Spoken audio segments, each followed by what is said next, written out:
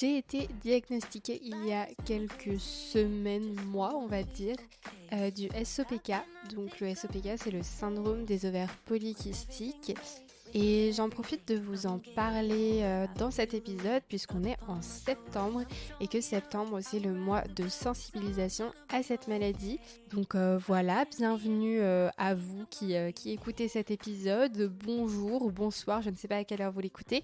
Mais en tout cas, voilà, j'espère que vous allez pouvoir apprendre des choses sur cette maladie, comment est-ce que moi je l'ai découverte, comment est-ce que j'ai été diagnostiquée, où est-ce que j'en suis aujourd'hui. Enfin bon, voilà, je vais vous expliquer un petit peu tout ça. Et déjà, ce qu'il faut savoir sur le SOPK, c'est que déjà, qu'est-ce que ça veut dire? Première chose, ce serait peut-être pas mal. Ça veut dire syndrome des ovaires polykystiques et on pourrait penser avec le nom que c'est du coup des kystes sur les ovaires, mais en fait c'est pas ça, c'est des sortes de petits follicules. En fait, si vous voulez, tous vos ovaires produisent des follicules qui permettent après d'ovuler, patati et patata. Enfin bon, je vais pas rentrer dans une explication trop scientifique, surtout que j'ai peur de dire des bêtises. Mais en gros, ce qu'il faut savoir, c'est que les personnes qui ont un SOPK ont plus de follicules que les autres sur leurs ovaires. Et en fait, le SOPK, en gros, c'est un dérèglement hormonal. Voilà un petit peu ce qu'il faut savoir sur le sujet. Et il faut aussi savoir qu'en termes de chiffres, on estime qu'il y a environ une personne sur 7, donc personnes à utérus, ovaires, etc., etc., qui est atteinte du SOPK. Donc en fait, c'est beaucoup parce que, par exemple, l'endométriose, qui est une maladie dont on parle quand même de plus en plus, même si pendant des années, ça a été complètement sous le tapis, l'endométriose, c'est une personne sur 10 à peu près. Donc, il y a plus de personnes qui ont un SOPK que de l'endométriose, et pourtant, c'est une maladie qui est beaucoup moins connue. Et d'ailleurs, certaines personnes ont un petit combo SOPK-endométriose, ça fait plaisir. Franchement, force à vous. Pour ma part, j'ai la chance de n'avoir que le SOPK entre guillemets. Donc voilà. Bref, pour cet épisode, donc je vais commencer par vous expliquer déjà comment est-ce que moi j'ai connu le SOPK parce que, en fait, il y a beaucoup de personnes qui découvrent, cette maladie en étant diagnostiquées. Pour ma part, c'était pas le cas. J'ai connu le SOPK grâce à ce podcast, il y a 3 ans à peu près. J'ai enregistré un épisode avec Emmeline, qui est, maintenant vice-présidente de l'association, SOPK Europe qui est vraiment qui est vraiment l'association de référence en France sur le sujet du SOPK. À l'époque, je crois qu'elle était secrétaire générale, enfin bref, je sais plus, elle a monté dans les échelons en tout cas. Et donc c'était vraiment le tout départ de mon podcast. Je pense que c'était l'épisode 7, si j'ai une bonne mémoire. Et du coup, elle était venue en fait raconter sa maladie. C'était elle qui m'avait contactée. Et donc j'avais découvert le SOPK comme ça. Pour moi, j'étais pas du tout, concernée par cette maladie parce que, déjà j'ai mis du temps à avoir des symptômes. Pourquoi est-ce que j'ai mis du temps à avoir des symptômes aussi? C'est parce qu'en fait, j'ai pris la pilule, pendant assez longtemps quand même, jusqu'en 2019 je pense. Et en fait, du coup, mon corps était un petit peu, «anesthésié» entre guillemets. Encore une fois, désolée, pour les personnes du milieu médical qui peut-être s'arrachent les oreilles avec ce que je dis. Mais en gros, mon corps, fonctionnait de manière artificielle avec les hormones artificielles de la pilule et cetera. Donc en fait, quand on est, sous pilule, on voit pas les symptômes du SOPK et après il faut du temps après qu'on ait terminé de prendre la pilule pour que le corps se remette à fonctionner entre guillemets normalement et qu'on puisse détecter si quelque chose ne fonctionne pas correctement. Donc voilà, au moment où j'ai enregistré cet épisode, je prenais déjà plus la pilule, il me semble. Je sais plus si j'ai arrêté en 2019 ou en 2020, mais à peu près dans ces eaux-là, quoi. Euh, donc ça pourrait faire, le sujet d'un ça pourrait faire l'objet d'un autre épisode de l'arrêt de la pilule, pourquoi j'ai voulu arrêter les hormones et cetera. Mais bref, ce qu'il faut retenir, c'est que je n'ai plus de contraception hormonale depuis, longtemps. Maintenant, j'ai un stérilet au cuivre. Voilà, donc mon corps fonctionne avec ses hormones, naturelles, on va dire. Et donc j'ai été informée sur cette maladie, mais ce qu'il faut savoir, c'est que le symptôme principal, celui dont on parle le plus, en tout cas pour le SOPK, c'est les cycles irréguliers et des règles du coup complètement irrégulières, voire absentes. Et du coup, moi, j'ai jamais eu ce problème-là. Au contraire, j'ai toujours été très régulière dans mes règles. J'avais toujours des cycles à peu près de la même longueur. Et enfin, voilà. Franchement, j'ai toujours été assez calée comme une horloge. Je ne sais pas si si cette expression existe, mais vous comprenez ce que je veux dire. Donc, bref, pour moi, du coup, zéro, zéro soupçon de SOPK. Mais on va dire cette dernière année, j'ai commencé à avoir des symptômes un peu bizarres où je savais pas vraiment ce que c'était. Et en fait, j'ai mis du temps à m'en rendre compte parce que enfin, bon, je m'embrouille les pinceaux. Je vais vous dire les symptômes. Le symptôme, moi, qui m'a le plus, que j'ai le plus trouvé problématique, c'est les poils. Il faut savoir que l'une des conséquences du SOPK, c'est une hyperpilosité qui est due donc à une surproduction d'hormones androgènes, de testostérone, etc. Voilà, quand on a un dérèglement hormonal à cause du SOPK, on produit plus d'hormones dites masculines et ça a des conséquences sur nos corps, notamment donc de provoquer une hyperpilosité, donc avoir beaucoup de poils et surtout avoir des poils qui apparaissent dans des endroits pas normaux, d'avoir aussi par exemple de la peau grasse, de l'acné, de perdre beaucoup ses cheveux, etc. Tout ça, c'est dû en fait à l'excès d'hormones dites masculines.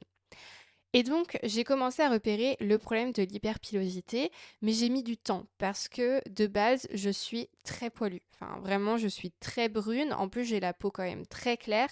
Et du coup, ça fait un gros contraste. Et autant vous dire que je suis méga poilue. D'ailleurs, j'en ai parlé dans mon épisode entre cops avec mes copines sur le sujet des poils.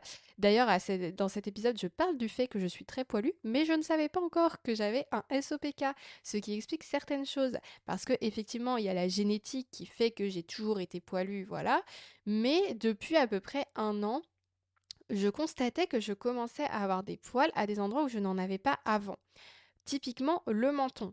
Je pense que tout le monde a déjà eu ce poil sur le menton qui est relou, qui est voilà, on ne sait pas pourquoi un matin tu te réveilles, il est là, il est énorme. En plus, tu te dis mais comment il a pu pousser comme ça en 2 heures. Bref, vous voyez de quel poil je veux parler, je pense.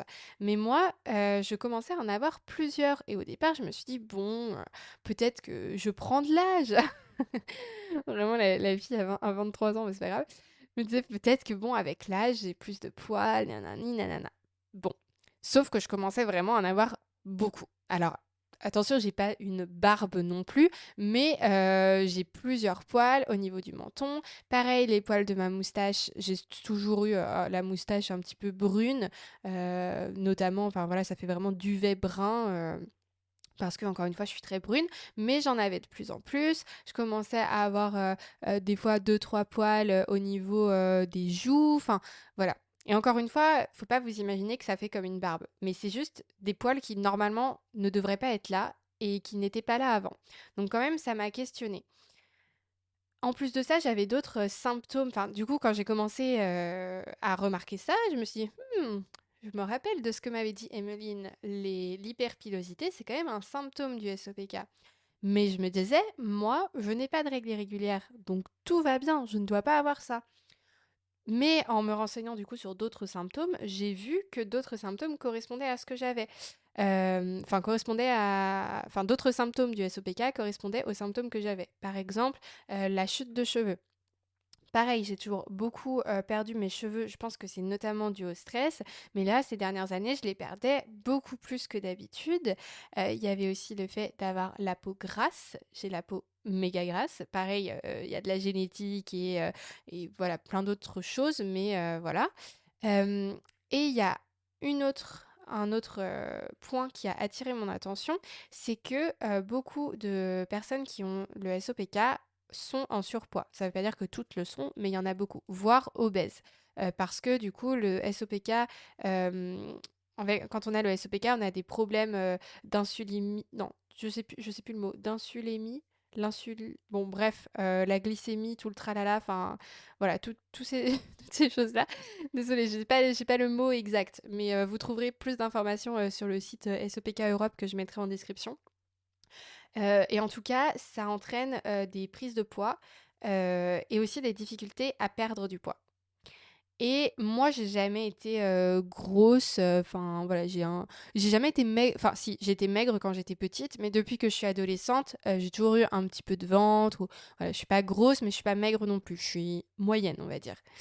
Et là, en fait, il y a 1 an à peu près, j'avais pris quand même pas mal de poids, hem et du coup, bah, voilà, parce que j'avais eu une période compliquée au niveau santé mentale et cetera, enfin bon, bref, ça n'allait pas trop, hem et en fait, l'année dernière, j'ai fait beaucoup, je me suis vraiment remise au sport, beaucoup. Au tout départ, j'ai perdu un peu de poids quand même, enfin, ce qui était logique du coup, parce que, bah, j'en avais «en trop» entre guillemets par rapport à ma morphologie et cetera.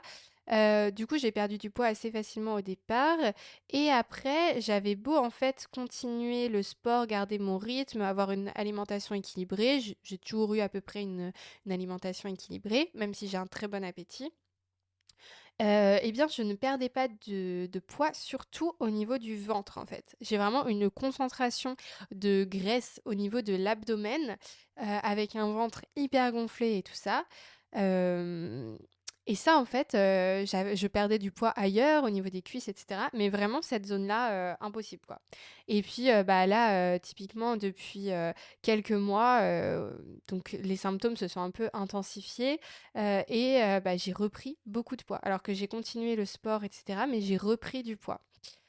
Donc en fait, je suis quasiment au point de départ d'avant que je commence à reprendre le sport. Mais bon, bref, c'est pas grave.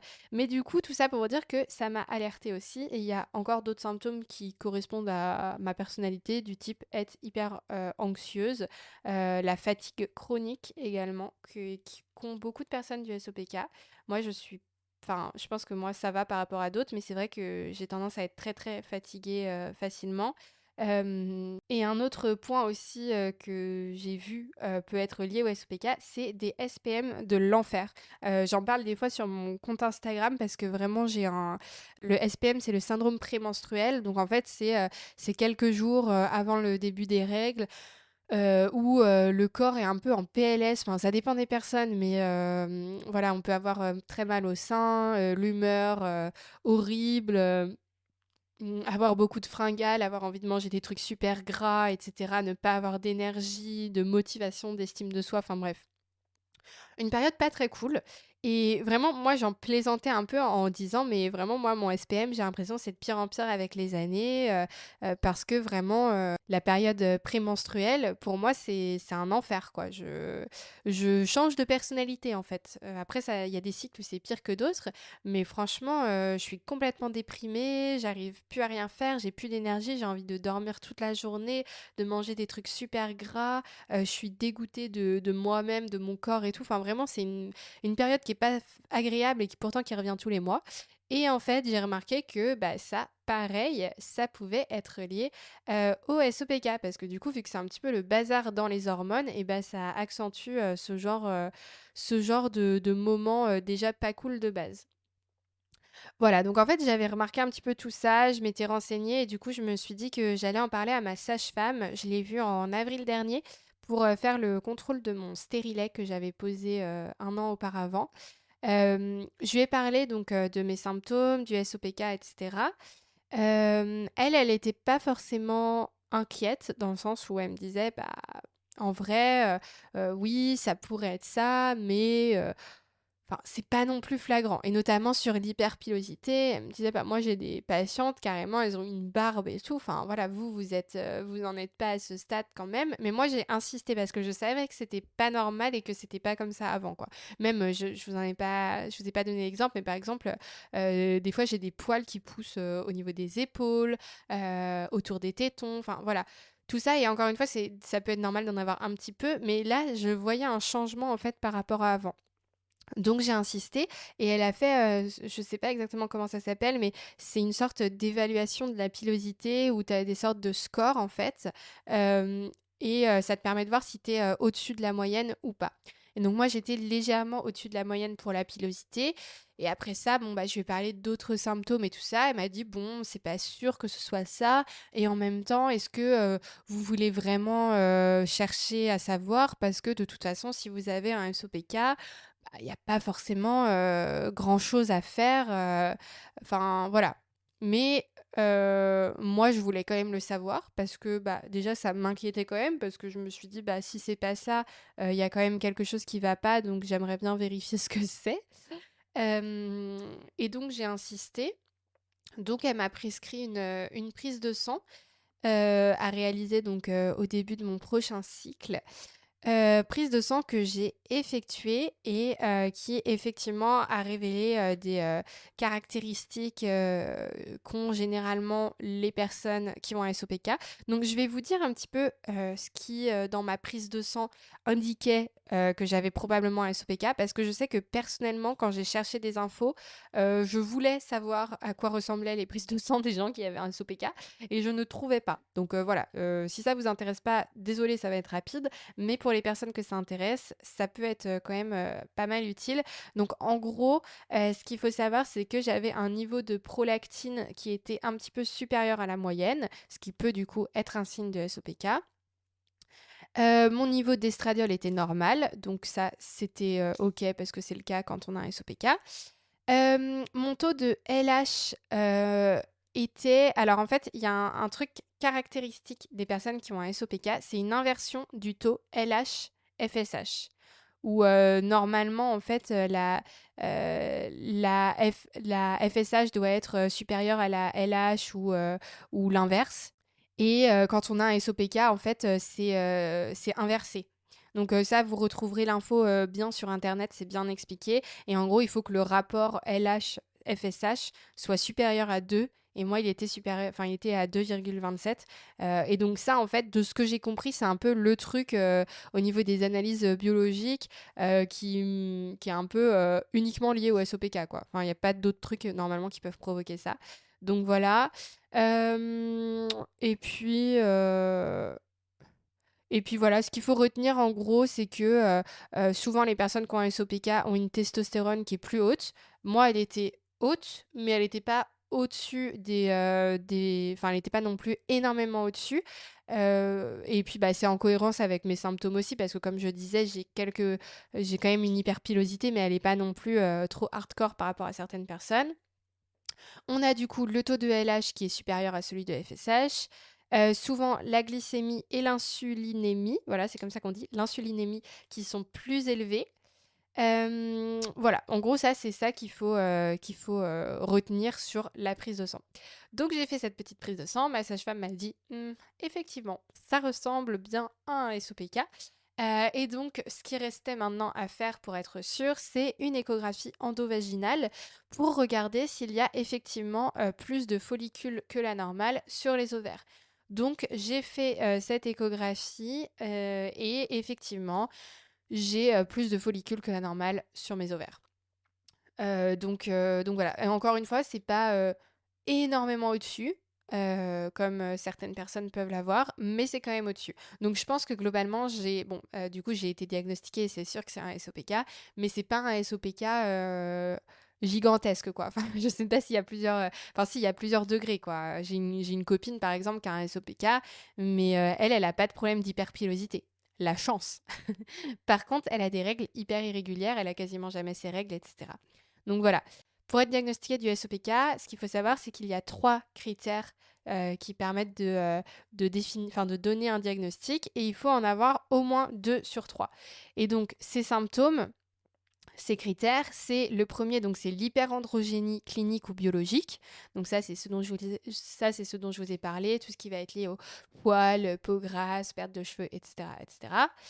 Le deuxième, c'est l'ovulation rare ou absente, qui entraîne du coup le fait que les cycles soient irréguliers ou qu'il n'y ait carrément pas de règles. Et enfin, dernier critère, c'est l'aspect polykystique des ovaires détecté par une échographie. Et donc, il faut obligatoirement avoir 2 symptômes sur 3. Sinon, c'est que c'est pas un SOPK, c'est que c'est autre chose. Ça peut être un dérèglement hormonal, mais qui n'est pas un SOPK. Et donc, du coup, bah, moi, j'ai 2 symptômes sur 3 qui sont, l'hyperandrogénie, clinique et biologique et l'aspect polykystique des ovaires via une échographie. Voilà. Et donc ce qu'il faut aussi savoir, parce qu'une fois qu'on a eu le le diagnostic, youhou, super, mais ensuite c'est quoi la suite? Enfin, c'est quoi les conséquences, du SOPK et cetera? Ce qu'il faut savoir, c'est que le SOPK, c'est la première cause d'infertilité en France. D'ailleurs, c'est souvent, pour ça qu'on en parle. Mais il faut pas non plus paniquer parce que infertilité, ça veut pas dire stérilité. Donc c'est pas parce que vous avez un SOPK que vous ne pourrez pas, du tout avoir d'enfant. C'est juste que, l'infertilité, elle est surtout due, en fait, bah, au problème de, fonctionnement de cycle, du fait que les cycles soient hyper irréguliers, tout ça, tout ça. Donc des fois, pour les personnes qui ont vraiment des cycles irréguliers, il faut passer par, une PMA, voilà, essayer de stimuler un petit peu tout ça, artificiellement pour que ça fonctionne correctement. Mais c'est pas parce que vous avez un SOPK que vous n'aurez jamais d'enfant. Voilà, c'est juste il faut bien le garder en tête. Autre point important sur le SOPK, c'est que ça peut se transmettre génétiquement. Et en fait, bah, du coup, j'en ai parlé moi pour ma part avec ma mère et il s'avère qu'elle avait très certainement aussi un SOPK. Elle n'a pas été diagnostiquée bah, au moment où elle essayait de tomber enceinte, etc., etc. Mais elle en a discuté après avec sa sage-femme en lui disant les symptômes qu'elle avait, etc., qui faisaient penser à ça. Et effectivement, elle a sûrement ça aussi. Donc du coup, bah, faudra surveiller pour ma sœur, qu'elle n'ait pas la même chose également parce que, voilà, ça en général, ça peut se transmettre, génétiquement. Et ensuite, ce qu'il faut savoir, c'est que c'est une maladie qui ne se guérit pas. Dommage, un peu comme, l'endométriose. En fait, c'est un truc que tu vas garder, à vie, clairement. Mais donc il y a pas de remède contre le SOPK. Par contre, ce qu'on peut faire, c'est trouver des moyens d'apaiser les symptômes, en fait. Donc, tous les symptômes que je vous ai cités, hyperpilosité, le ventre gonflé, voilà, tout le tralala. En fait, il y a des moyens d'apaiser tout ça. Soit, en fait, on peut passer par, une solution un peu plus radicale, mais qui permet, en fait, de mettre les ovaires au repos et du coup de prendre une pilule, œstroprogestative qui va remettre le corps sous un fonctionnement, hormonal artificiel et donc qui va, pouvoir enlever des symptômes, notamment, tout ce qui est, bah, hyperpilosité, hirsutisme. Donc ça, c'est une solution. Mais il y a aussi des solutions naturelles. Enfin, on n'est pas obligé forcément de passer par la prise d'hormones artificielles. Et donc, bah, pour savoir comment faire, en général, il faut voir un ou une endocrinologue. C'est le médecin, spécialiste des hormones.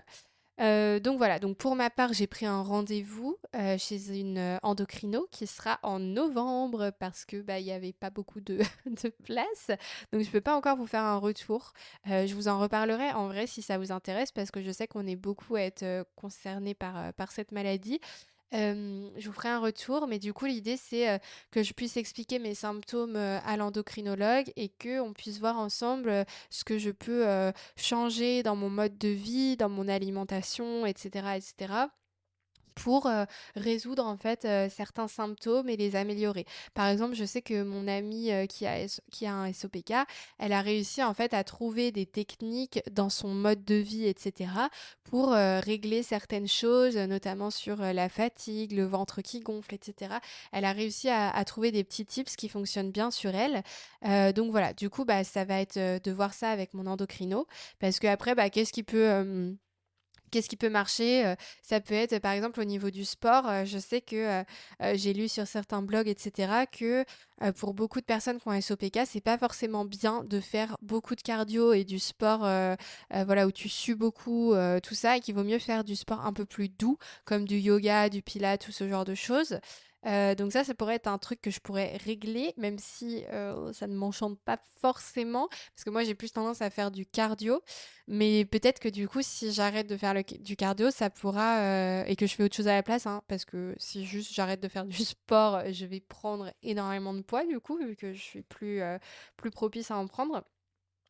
Mais du coup, donc ça pourrait être, changer des choses au niveau du sport, changer des choses au niveau de mon alimentation, au niveau de, comment est-ce que tu gères, ton exposition aux écrans et cetera, qui peut augmenter ta fatigue. Enfin bon, bref, il y a plein de petits tips comme ça, à régler et après, bah, il faut avoir un bon suivi quand même avec, un gynéco, une gynéco ou sage-femme, enfin voilà. C'est important de surveiller, tout ça parce que du coup, ça peut, s'accentuer, enfin, moi, je pense que j'aimerais en fait que ça ne bouge pas trop, mais j'ai l'impression que mes symptômes sont quand même de pire en pire, donc j'ai peur que d'ici un an, ce soit encore beaucoup plus difficile à gérer. Donc voilà, c'est important d'être suivi et de surveiller tout ça et de toute façon, si je vois que ça devient, invivable parce qu'on va pas se mentir, c'est quand même très inconfortable. Enfin déjà, moi par exemple sur le ventre, bon, il faudrait que je fasse un épisode sur mes complexes. L'autre jour, Léna Situation en avait fait un, j'ai trouvé ça cool. Mais, mon ventre, ça a toujours été un complexe et du coup, le fait de me dire que, bah, j ça va pas aller en s'arrangeant et que j'aurais beau avoir une bonne hygiène de vie, faire du sport et cetera, j'aurais toujours plus de ventre que, des copines qui, par exemple, ne font pas de sport et mange plus gras que moi, enfin un exemple comme ça, et bah du coup c'est quand même un peu agaçant, enfin c'est frustrant en fait. Et puis bah bien sûr l'hyperpilosité c'est vraiment inconfortable, de devoir tout le temps checker que t'as pas de poils, que il faut que tu t'épiles plusieurs fois dans la semaine. Enfin voilà, ça peut vraiment devenir pénible. Pareil pour la chute de cheveux. Enfin bon, tous ces trucs-là, si ça s'accentue, déjà là c'est pénible, je trouve. Et si ça s'accentue, bah j'imagine pas quoi. Donc si jamais vraiment ça devient insupportable, pour moi, je prendrais une pilule et tant pis, je reprendrai des hormones. Mais si ça peut me permettre de régler un peu certains trucs, tout en sachant qu'il y a aussi des effets secondaires de la pilule qui ne sont pas top, mais bon, faudra jauger, quoi. En tout cas, voilà où j'en suis, quelques mois après mon diagnostic. Peut-être que dans un an, je vous referai un épisode, update pour vous dire un petit peu, ce qui a changé pour moi, comment ça a évolué, est-ce que j'ai réussi à trouver des solutions qui fonctionnent bien. En tout cas, voilà, en ce mois de sensibilisation, ça me tenait à cœur de vous en parler, même si c'est tout nouveau pour moi, voilà, je me dis que ça peut toujours, aider des personnes qui se posent des questions. Ça peut aussi vous aider à comprendre, et mieux accompagner des personnes dans votre entourage qui ont un syndrome des ovaires polykystiques. Et encore une fois, voilà, je relativise quand même sur ma situation. Je sais que c'est pas une maladie grave, c'est juste, un peu, désagréable, on va dire, c'est inconfortable et en plus de ça, de se dire qu'il y a pas de traitement, que, ça va évoluer toute ma vie et que, ça a aussi, ça j'en ai pas parlé, mais ça a aussi des conséquences, pour plus tard. Enfin, quand tu vieillis, par exemple, tu es plus à risque pour les cancers de l'utérus, il me semble. Tu es plus à risque aussi, bah, voilà, de développer des problèmes, cardiovasculaires et cetera. Enfin bref, il y a quand même des conséquences sur plus tard qui sont pénibles et qu'il faut surveiller, mais je sais qu'il y a plein de conditions, de maladies et cetera qui sont beaucoup plus graves que moi, donc voilà, je relativise. Mais juste, en tout cas, si vous avez, des proches autour de vous qui ont cette maladie, bah, pensez à les accompagner, à être présent pour eux, à les soutenir et cetera, à vous renseigner sur le sujet parce que c'est important et puis, bah, si vous avez un doute, alors ne vous autodiagnostiquez pas. En vrai, moi, j'étais quasiment sûre de moi, en fait, en regardant, tous les symptômes, tous les blogs sur le sujet et cetera et cetera, mais il faut que le diagnostic soit posé par un médecin, surtout qu'en fait, vos symptômes peuvent aussi renvoyer à d'autres choses. Donc en fait, il faut être sûr que vous n'avez pas autre chose de plus grave qu'un SOPK. Donc voilà, ne vous autodiagnostiquez pas. Par contre, si vous avez un doute et si vous voyez que vos médecins ne vous écoutent pas, qui vous laissent un peu tomber, qui vous disent non mais ça sert à rien d'être diagnostiqué, passez à autre chose et cetera. Bah, insistez, insistez, c'est important de savoir ce que vous avez et si jamais vraiment vous tombez sur quelqu'un qui veut pas vous aider, bah, allez voir un autre médecin. Je crois que sur le site, Gyn& Co, que je vous mettrai aussi dans la description, on peut trouver, des gynécos, des sages-femmes, des médecins, qui sont, sensibilisés au SOPK, à l'endométriose et à d'autres maladies gynéco. Donc n'hésitez pas aussi à rechercher sur ce site si vous avez besoin Et voilà, en tout cas, surtout prenez bien soin de vous.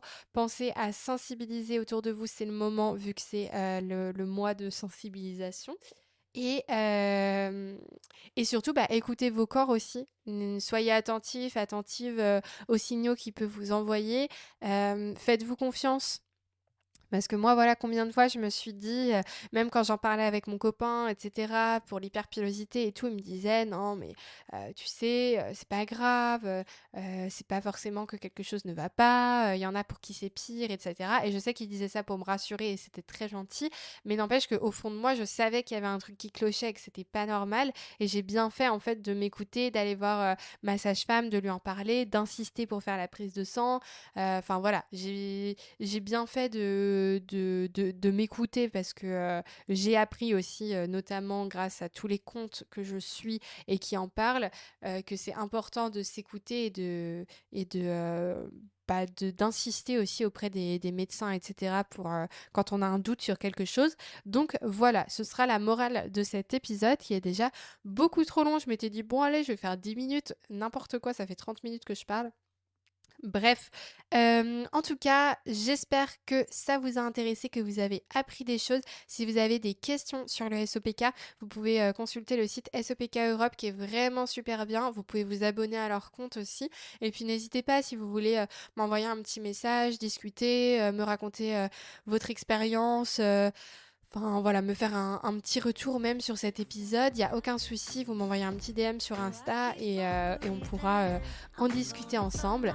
En tout cas, prenez bien soin de vous, prenez soin des autres. Je vous dis à mercredi prochain pour un épisode d'entretien avec une super invitée. Voilà, je vous embrasse, à très vite, bye.